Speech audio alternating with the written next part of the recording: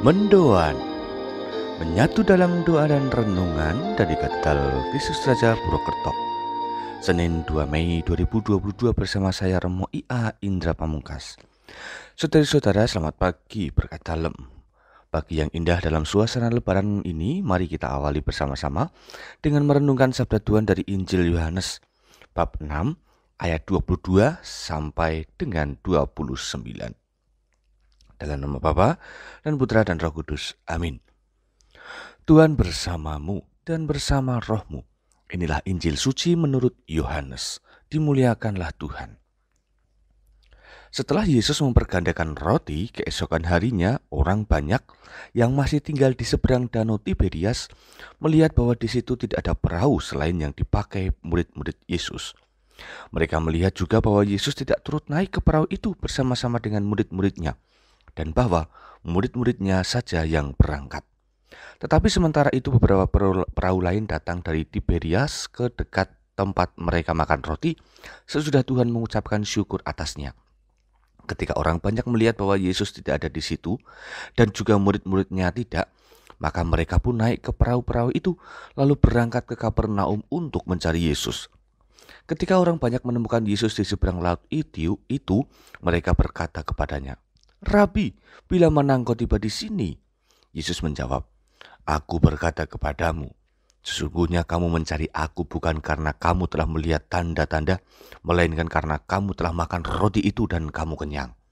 Bekerjalah bukan untuk makanan yang akan dapat binasa, melainkan untuk makanan yang bertahan sampai kepada hidup yang kekal, yang akan diberikan Anak Manusia kepadamu, sebab dialah yang disahkan oleh Bapa Allah dengan meterainya." Lalu kata mereka kepadanya, "Apakah yang harus kami perbuat supaya kami mengerjakan pekerjaan yang dikehendaki Allah?" Jawab Yesus kepada mereka, "Inilah pekerjaan yang dikehendaki Allah, yaitu hendaklah kamu percaya kepada Dia yang telah diutus Allah." Demikianlah sabda Tuhan. Terpujilah Kristus. Mencari dan menemukan Yesus, itulah kegiatan banyak orang yang dikisahkan dalam Injil. Terlepas dari aneka motivasi dari sekian banyak orang itu, dapatlah terlihat bahwa Yesus telah menjadi sumber terpercaya sebagai jaminan hidup. Mereka menerima Yesus yang bisa diandalkan untuk hidup. Yesus pun mendadak populer karena mukjizat yang telah dibuatnya itu. Berhadapan dengan situasi ini, Yesus justru berani menyadarkan mereka, yakni bahwa perlu keyakinan yang jujur untuk mengikuti Dia.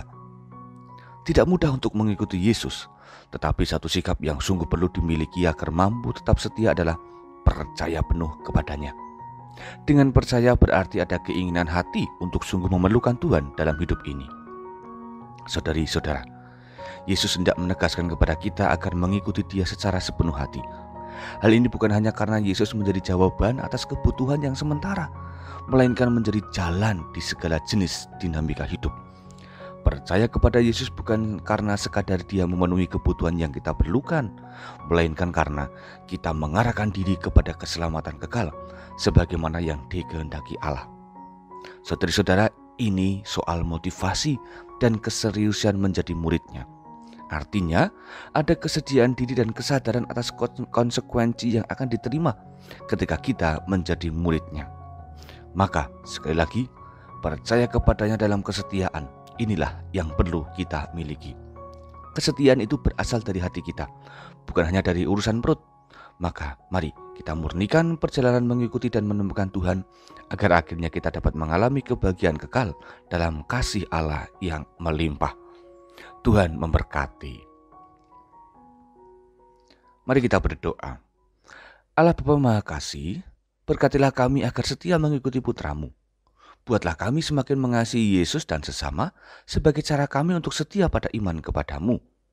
Murnikanlah hati kami agar mampu menerima konsekuensi iman dengan sikap tangguh, sehingga iman kami pun semakin bertambah kuat dari hari ke hari. Demi Kristus, Tuhan dan Juru Selamat kami. Amin.